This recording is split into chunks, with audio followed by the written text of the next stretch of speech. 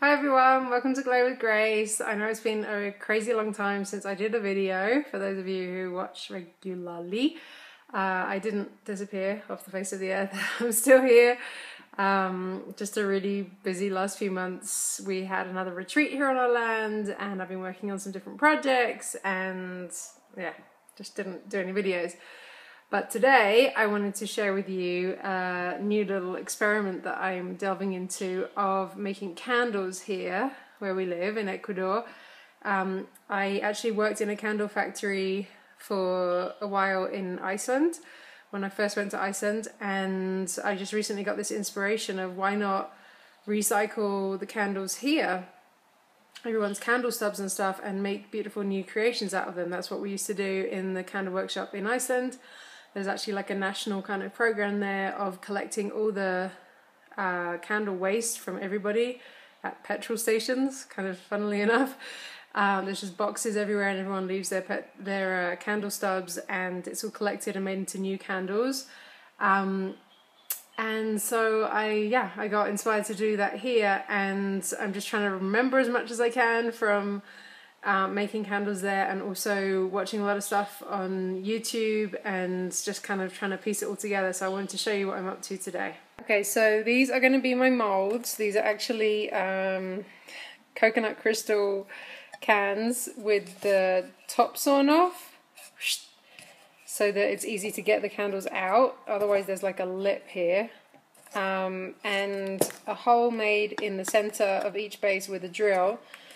And I just found 3 of these in the kitchen. I don't have any candle molds here because, you know, this is something new that I'm playing with, and we live in the countryside in Ecuador and there's not exactly just like craft shops that you can go out and buy stuff from.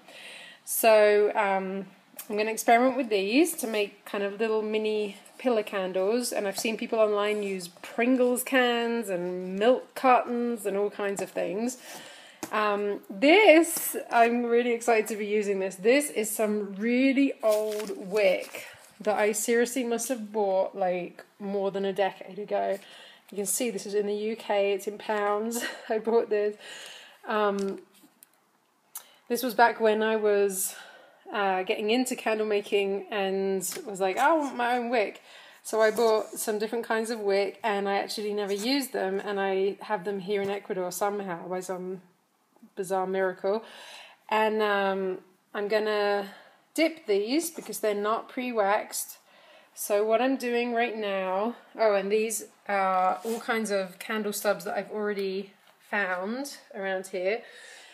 What I'm doing right now is melting down a little bit of these candle stubs to have like a little kind of pool of wax right here, so that I can dip these 3 wicks because they're not pre-waxed, and apparently from what I'm learning online the wicks work better, they burn better if they're pre-waxed. So I'm going to wait for this to melt down. This is kind of a double boiler system that I've set up because I don't have a double boiler. So this is a big steel pot with a little steel bowl inside floating around. Apparently it is not a good idea to directly heat candle wax. Never directly heat candle wax. As in, you know, throw it in a pot and throw the pot directly on the heat. You want to indirectly heat it. So double boiler system of some kind. I don't know if you'll be able to see, but it's already melting in there. This, I think, everything that's in here right now is stubs of paraffin wax. There's obviously all different kinds of wax that you can get. I think a lot of people prefer soy wax in countries like the US and the UK. I think there's a few stubs here of things that are soy. This looks maybe kind of soy, and I know there's something else that I found that's soy. But, you know, we're in a developing country here. Don't know if I'm going to come across much soy wax, so I'm working with what I got. So I'm going to melt this down, dip these 3 wicks in it, and get those kind of set up in their molds. And then my intention is to melt down the rest of it and see what happens. I also wanted to point out that I have obviously covered the work surface here with this big, huge, funky cardboard box thing. I guess it's very common to, especially when you're starting out with learning how to do candle making, kind of, you know, drop it everywhere and then you've got wax everywhere to try and clean off your work surfaces. So very good idea to put something down. People usually use newspaper. We don't have newspaper, so I just put some huge bits of cardboard box right here to protect everything. And I also am feeling so professional because I took this out of our truck, the fire extinguisher, and brought it over here because yeah, it can be dangerous working with, you know, paraffin and heat and stuff. So I felt like I'm going to be really professional about this and have a fire extinguisher on hand. Ooh la la. Actually just realized that this can has like a ding in it. See right there? Right there. Uh-oh. So, I don't know. We'll see how much wax I have. Maybe I only use the other two and not this. Or maybe we just make a candle with a kind of funky edge or something. We'll see. And over here, you can see now the wax is starting to melt. So, I guess it's time that I try to dip one of these in here.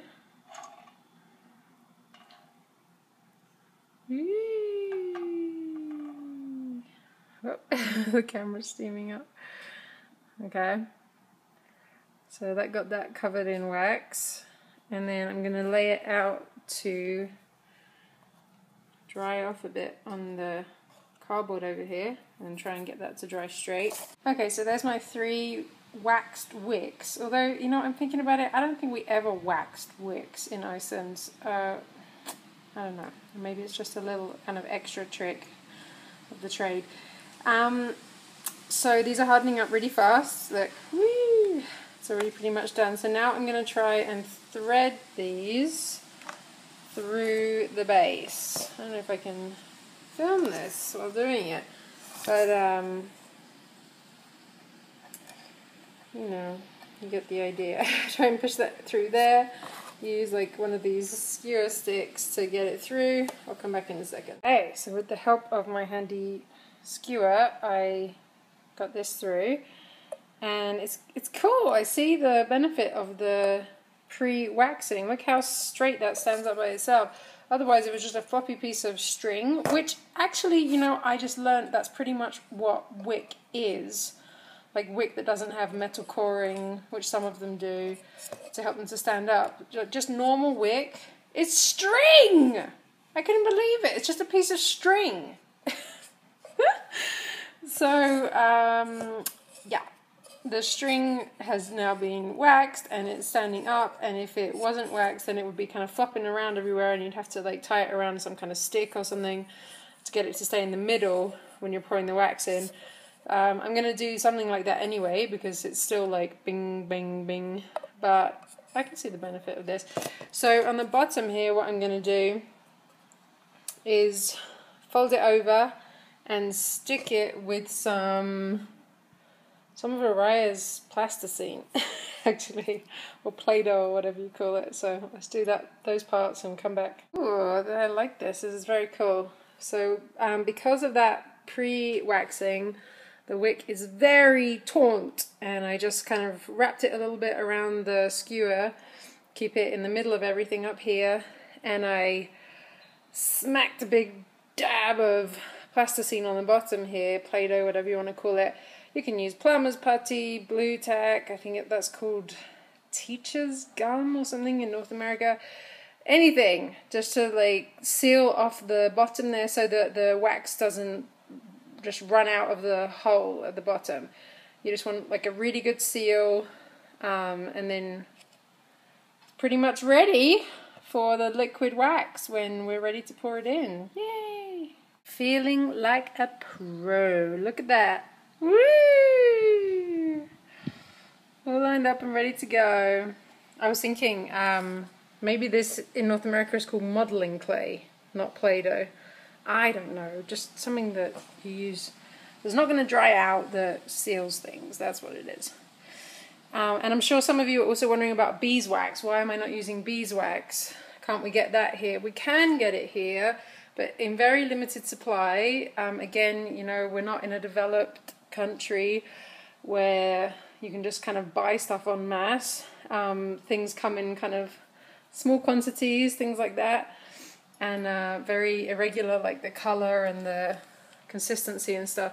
So yeah, I do have some beeswax, and I'm sure I'm going to experiment with it as well at some point, but right now I'm using this paraffin stuff that I had lying around.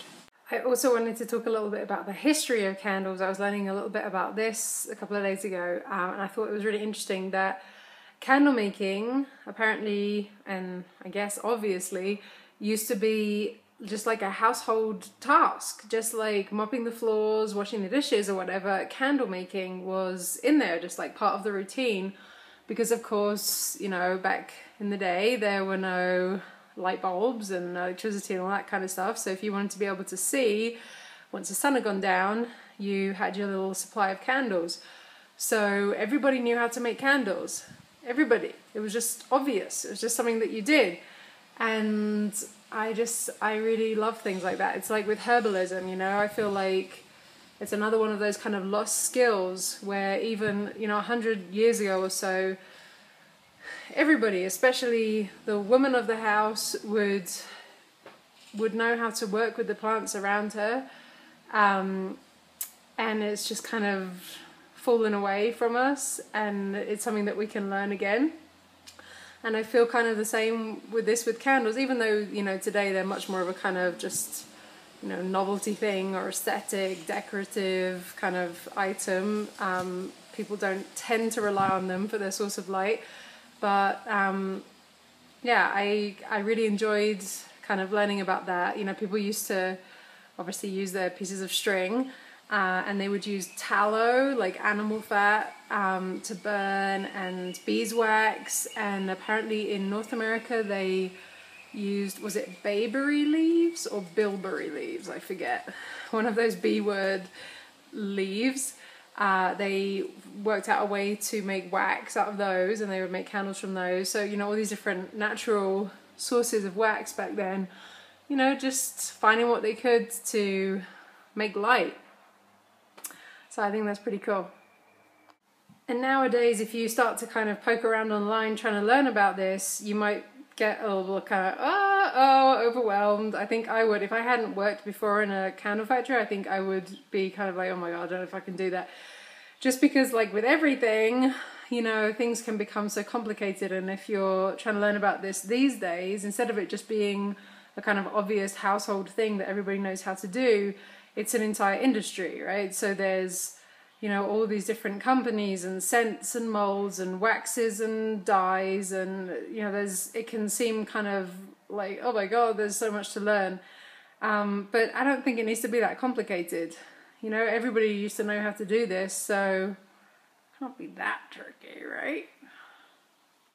And if you're wondering kind of what my intention is with all of this, like where I'm going with it, right now I definitely am just like at the experimental, how do I do this again stage, just kind of for myself.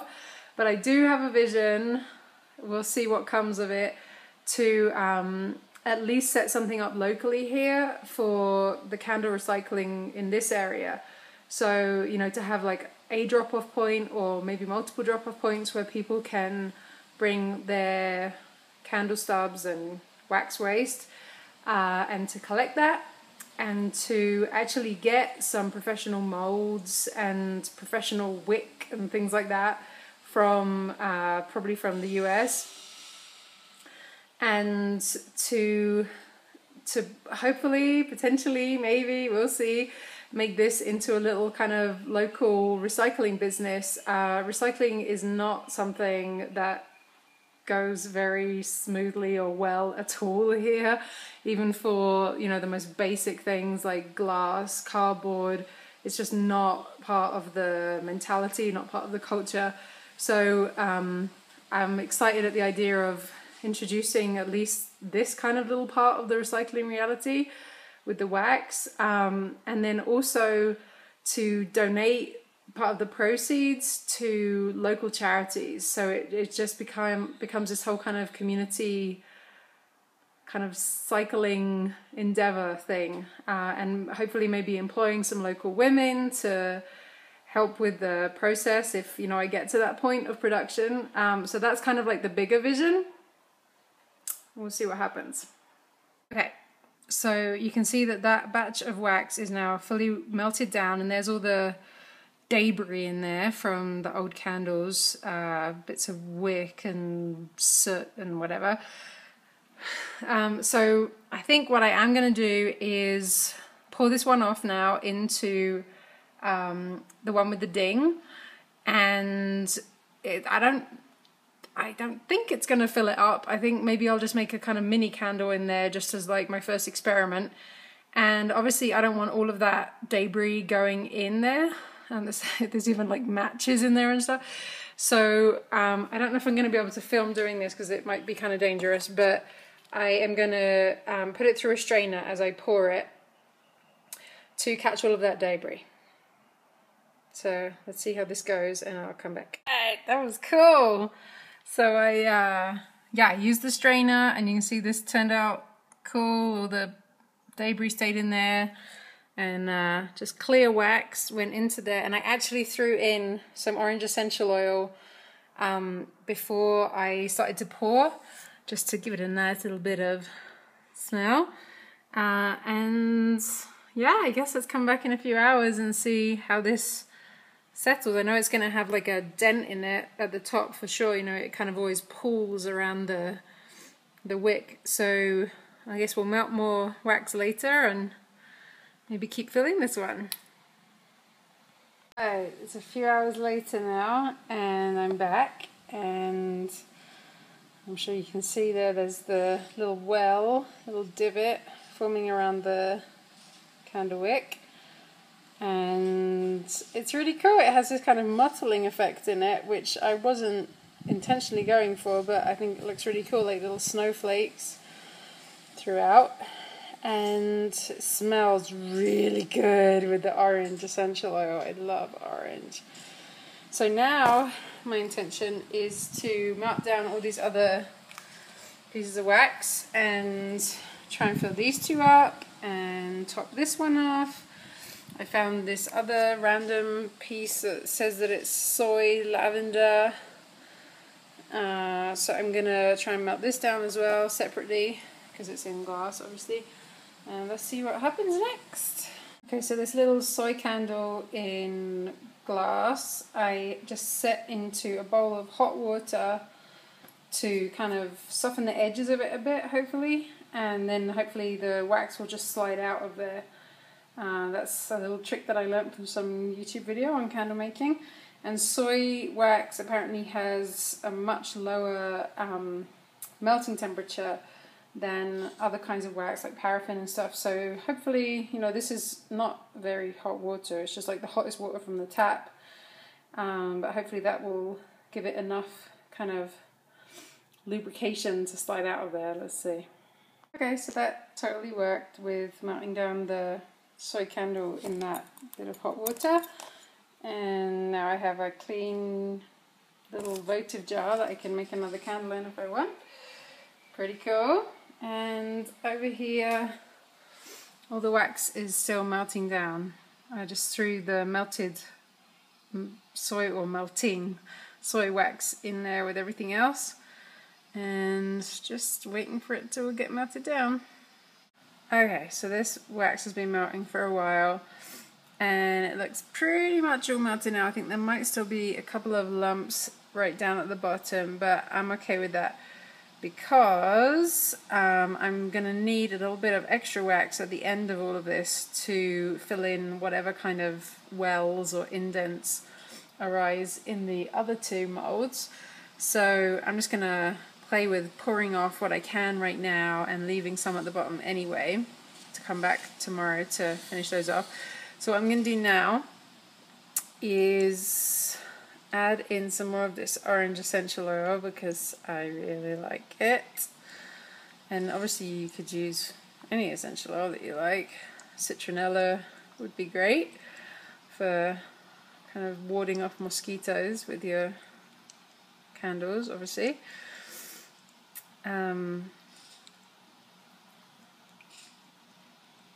That's quite a lot, but I want it to smell really good. Alright. Just gonna give that a wee bit of a stir. And there's all kinds of stuff in here. There's like dead flies, and down the bottom there's all these like pieces of wick and stuff. So obviously I'm going to pour this off through the strainer again into the other two containers, and let's see how it goes. Right, look at this.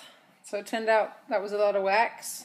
I filled up these two, and then I still had a mass, so I decided to fill up this one that I was working on earlier to the top as well. And there's still a mass of wax over here with lots of funky debris in it, and actually everything melted. It's just liquid wax with lots of junk. So now the next stage will just be leaving these to harden up, and I imagine by this point I'll be coming back tomorrow to melt this stuff down again and top these off because they're going to have little dents in the tops of them again. Alright, it's the next morning. Look at this. Very different effect from that first layer that we poured in this one. Remember, it was kind of clear and mottled.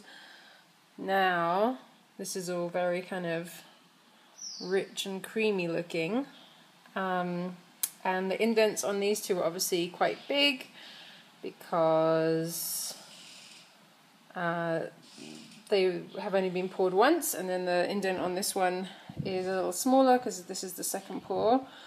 So what I'm about to do now is bring this back into a double boiler situation. This is the leftover stuff, and we're going to melt this down and use this to finish off these. Yay! You can probably see how much wax ended up so far all over this cardboard box. So yeah, definitely worth putting something down on your work surfaces so you don't end up trying to scrape all of this off if you're ending up with this much wax everywhere like me. And this was cool. I just realized that I could probably scrape this up, and I totally can. Just with my thumbnail, I've just been lifting all of this wax off that fell down here. So now I can just recycle this again. So that definitely seems to be a benefit of using hard cardboard like this rather than like newspaper or something where it would just be kind of done, you know, like your wax is all just stuck to newspaper. You can't really probably use it again. But look at this! I got a whole little harvest right here. I'm gonna throw back in the pot. Okay, I just learned something else cool. I suddenly realized that the ends of the wicks on all three candles had got stuck down inside the wax. Remember we had this wick like curling around the stick and then just kind of sitting there? It got like sucked down in the wax on all three of them. And I was like, oh man. So I've been working to pull them out. I just pulled this one out. Look at that hole right there that it created. So good job that we're melting down more wax to fill everything in.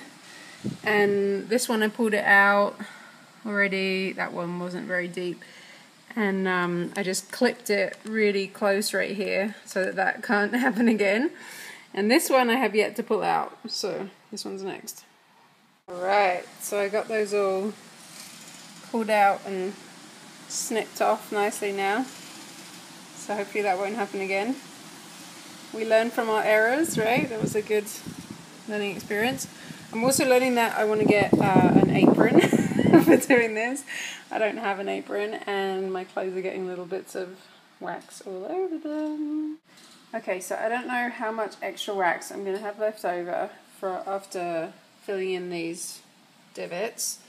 So I'm just prepping this little extra glass votive holder that we cleaned out yesterday, so that I have this on hand in case there is extra wax to pour after filling those three. So what I'm going to do, I just snipped off a little piece of wick to use in this one. Just made it like about an inch or something taller than the container. And I'm just going to do the same as yesterday. This wax is melting over here. Just going to dip this to get this pre-waxed. And get this set up in here. Okay, so here is how I just got this set up. You might be looking at that and kind of freaking out like, what is that? It's just kind of a makeshift thing. This is an experiment. I used some of the plasticine, or whatever you call it, modeling clay, to anchor the wick down at the bottom because I don't have any wick tabs. You know, those little round metal things that you usually see at the bottom of tea lights, for example. I don't have any of those here yet. So, yeah, just experimenting. Put some plasticine down there to try and keep the wick in place. When I pour the wax, we'll see if I pour the wax even. I don't know yet if I'm going to have any extra after those three.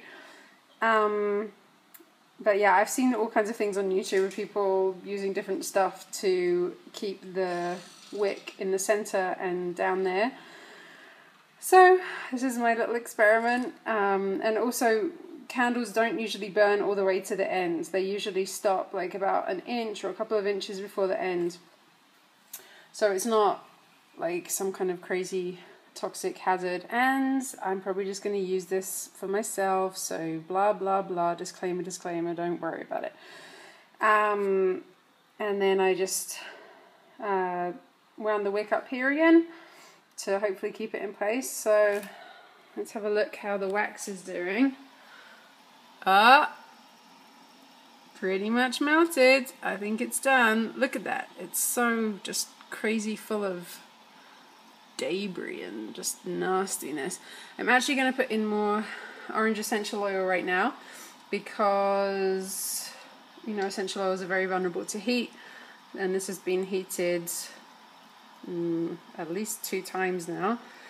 So I'm going to throw some more of this in, even though this is going to be the very bottom of those 3 candles.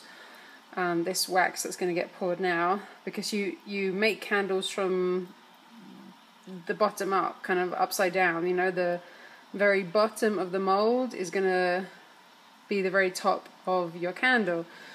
So even though this wax is going to be at the very bottom of the candles and might never even probably get burnt, I'm just throwing some more orange oil in there anyway, just for the smell of it. Okay, so this looks good to me, ready to go. So I'm going to bring it back over there and try and fill it in for those 3. Right, well that went well. Got those 3 topped off again, and a little bit in this one just for a little experiment. You know, also on the YouTube videos I've been watching, people say over and over and over and over and over again how important it is to do test candles, test burns, before you start, you know, giving them to other people. So I don't know, maybe these will all be test burn candles, maybe 1 or 2 of them might be ready for other people. We'll just find out as we go. And it was pretty cool as well. You might not realize it from all of the pools of wax down here, but I'm actually seeing that I'm getting better at pouring the wax each time as I do it. That was much more like efficient. And this stuff that all pulled around the bottom was just because I'm at the absolute like lip of the containers, and it was just kind of like leaking out the side and running into these pools. So I'll just, you know, collect that up and use that again for next time. That is pretty cool. Practice makes perfect, right? So it's getting a bit better with each thing. So now we'll leave these again to harden and come back in some hours, and maybe that's going to be the final thing. I mean, it has to be actually, because I don't have any more wax right now. So let's come back later and see how these are doing. So I just realized something else. I just took all these holding sticks out because I was like thinking, well, if I don't take them out right now while the wax is still a bit soft, they're going to get totally stuck in there, and it's going to be harder to pull them out, and the end of the wick's going to get stuck in the candle again. So I just took them out now while it's still a bit semi-soft and just stood the wicks up like this. So obviously the bottoms of these are the bottoms of the candles. They're going to have this kind of funny line at least, and probably divots as well. So there's ways that you can finish them off. I guess the most kind of professional way that I've seen on YouTube was using a skillet or kind of pancake griddle as like a kind of heat platter, and just kind of moving the candles around on that heat platter to melt off the bottom of them. I don't have a skillet or pancake thing, so I'll probably just kind of improvise something around that kind of idea when we get to that point.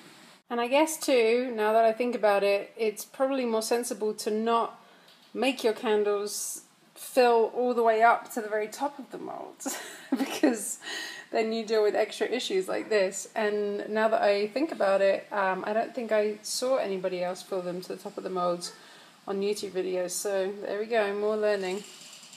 Okay, it's many hours later now, and you can see, I just came back to see how these guys are doing, and they have dried pretty much exactly how they looked earlier, so that's cool. This guy has a bit of a divot going on, but that's cool, whatever, it is what it is. So now my next task is to try to extract these from these molds, and I have no idea how this is going to go. I'm just going to have to try and see what happens. I don't know if I'm only going to be able to use these molds once or what, but let's have a look. Ow! Look at this! It just popped right out.